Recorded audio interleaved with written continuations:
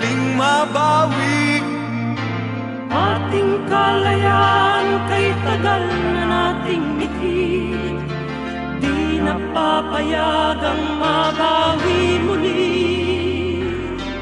Magkakapit-pisig, libu-libong tao, kay sarap pala maging Pilipino.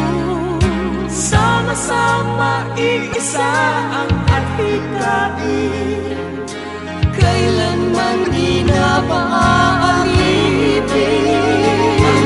Ang Pilipino sa mundo, mapayapa para ang pagbabago.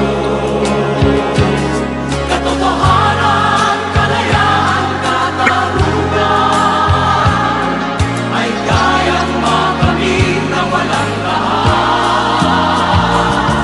Basta't magkaisa tayong lahat.